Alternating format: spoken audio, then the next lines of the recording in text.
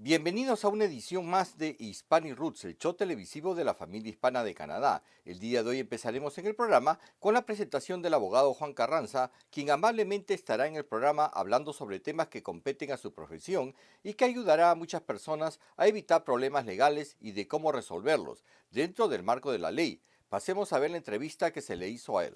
Amigos de Hispanic Roots, nos encontramos con la grata presencia del abogado Juan Carranza, líder de la comunidad, y que amablemente nos ha invitado hoy día para conversar con respecto a lo que es negligencia. Bienvenido a nuestro programa, Juan. Muchas gracias, Néstor. Realmente es un placer estar acá y te agradezco tu generosa introducción. Realmente tú mereces muchos créditos con respecto a todo lo que haces por la comunidad, por eso de una u otra manera hay que saber reconocerlo, ¿no? Bueno, muy amable, te agradezco. Bueno, mira, vamos a hablar con respecto a lo que es negligencia. Más de 13.000 muertes por año suceden y han podido ser prevenidas, o sea, no ha debido haber pasado. Hay como 200.000 personas que se quedan en el hospital. Hay como 3 millones de visitas de emergencia en los cuartos de emergencia. 60.000 personas que han quedado discapacitadas y el costo económico es como cerca de 20 billones de dólares.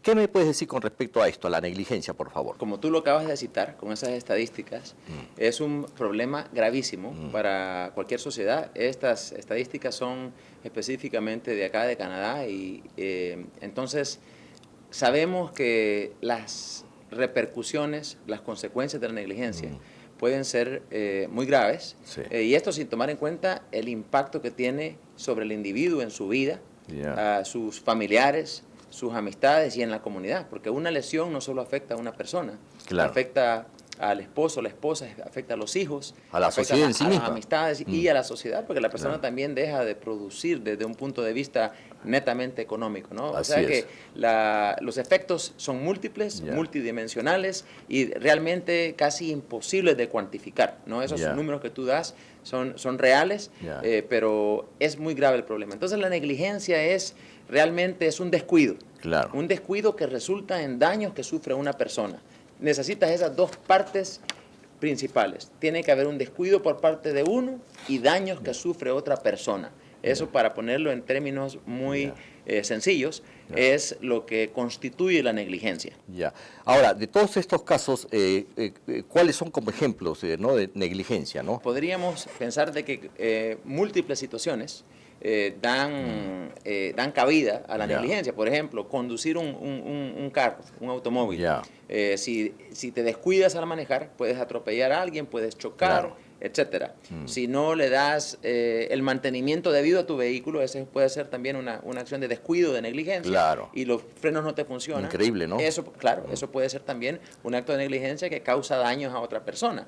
Ahí también tienes, si tú sales a tu casa y en vez de apalear la nieve, por ejemplo, sacas una manguera y empiezas a regar y hacer una pista de patinaje en tu driveway, por ejemplo, donde tú estacionas tu vehículo y viene alguien, una persona a visitarte y se resbala en el hielo y se fractura o se lesiona, bueno, esa persona sería una víctima de un acto de negligencia también. O sea que si vas a una tienda y las personas que trabajan en la tienda, por ejemplo, dejan una caja en un estante mal puesta y tú llegas a comprar, o una persona llega a comprar y trata de alcanzar algún objeto que le interesa y la caja le cae en la cabeza y lo lesiona, pues eso también es un acto de negligencia. Oh, caramba.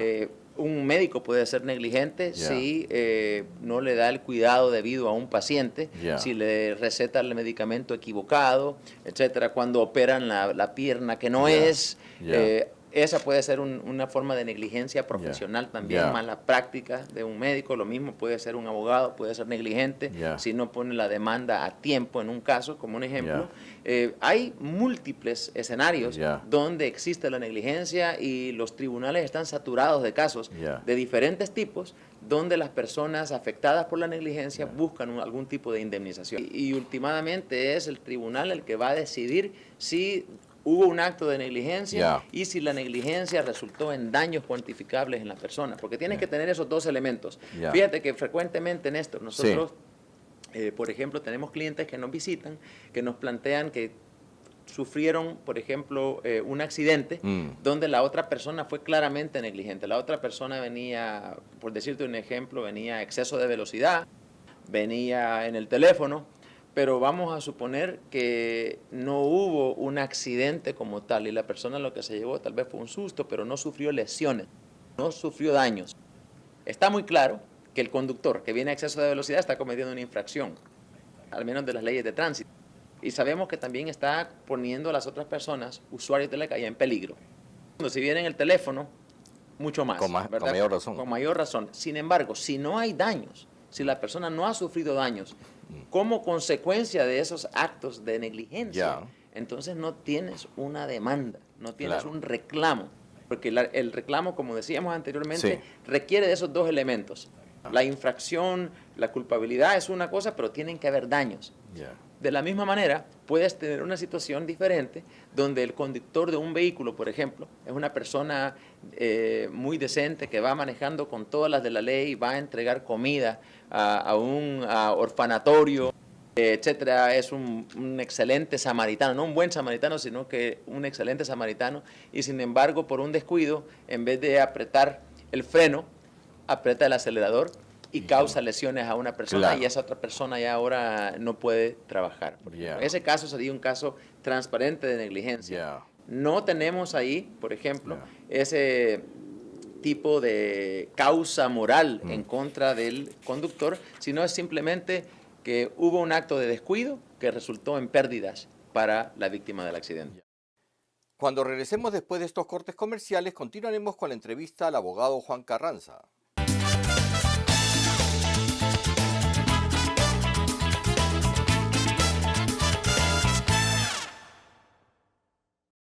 Y si tuve un accidente como peatón, Ontario speaks in many different voices. But when it comes to serious injury, we speak in one voice. Maximum compensation. Maximum compensation. Maximum compensation. You don't have to choose between service in your own language and legal expertise. You deserve both. At Carranza, we have over 20 years of victories representing accident victims. Carranza, maximum compensation in any language.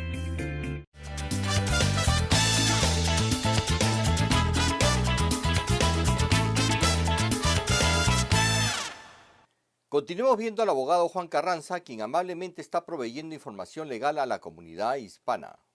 Con respecto a este tipo de negligencias que muchas veces una persona, un profesional, comete un error, por decir, da un mal diagnóstico de un doctor, por decir, ¿cómo se le podría probar a él de que él ha cometido un error, ¿no? Bueno, estos casos suelen ser pero muy complicados y son verdaderamente pocas las firmas y bufetes de abogados que atienden ese tipo de casos.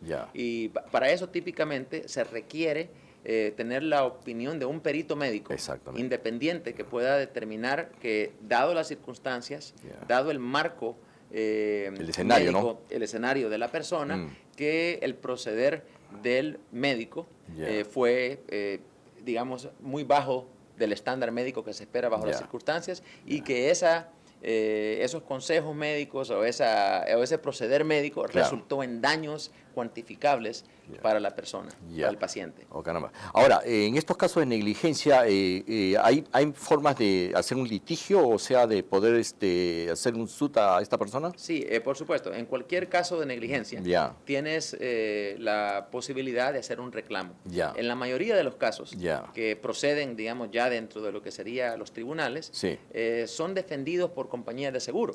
Oh, caramba. Por ejemplo, en el caso de un accidente automovilístico, tú sabes, aquí en Ontario es ley, obligación, que todos los conductores tienen que llevar seguro contra accidentes, contra terceros, ¿no? Así es. O sea, lo mismo pasa, por ejemplo, si si una persona se cae en algún establecimiento comercial, la mayoría de los establecimientos comerciales van a tener un seguro contra terceros. O sea que todo este tipo de demandas generalmente se terminan haciendo en contra de la persona, pero que fue responsable, pero es una aseguradora últimamente la que va a tomar la defensa y últimamente también el pago de la indemnización al final del caso. O sea que sí, típicamente el procedimiento es que uno, por ejemplo, una persona afectada, yo les recomiendo a la mayoría de personas que piensan que han sufrido una negligencia consultar con un abogado para no perder su tiempo y dinero. Claro. Realmente estos pleitos, especialmente en casos de lesiones personales, pueden ser muy complejos y es aconsejable que por lo menos se asesore,